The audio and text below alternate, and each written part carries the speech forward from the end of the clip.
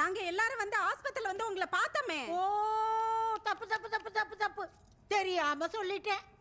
நீங்க வந்து பார்த்ததுக்கு எவ்வளோ புண்ணியம் பண்ணிருக்கணும் கடவுளே. நான் வேணா டிவியில சொல்லி அவார்டு வாங்கி கொடுக்கட்டா? பெரியவங்களை பாத்துக்கிறாங்களாம், பெரியவங்களை. இவ பாத்துக்கிட்டா.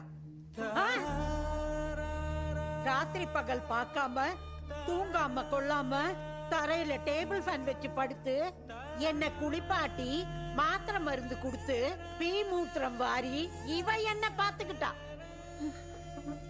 அதுவும் ஒரு நாள் 2 நாள் இல்ல, 30 வருஷமா. அவளுக்கு நீங்க கிளாஸ் எடுக்கிறீங்களா?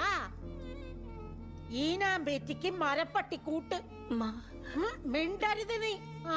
இத்தனை வருஷம் கழிச்சு இங்க வந்திருக்கனே, உங்கள யாராவது ஒருத்தி ஒரு 4 நாள் இருந்துட்டு போன சொன்னீங்களா? எப்படி சொல்லுவீங்க?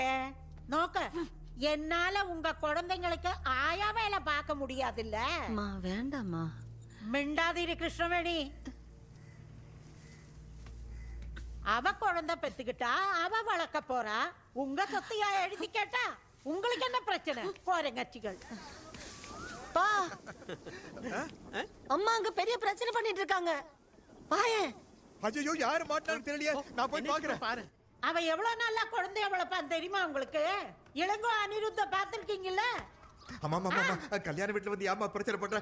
அம்மாய்க்கு ஒரு சாயா. நீ போய்க்கோ, எனக்கு சாயம் அடக்கியும் மாட்டான். நீ நின்ற வாய அடக்கி. தோ இப்ப ஷாலுக்கு கல்யாணம் ஆயிடுச்சு. இப்பத்துல இருந்தே பிச்சு பிடிங்க மாட்டீங்க?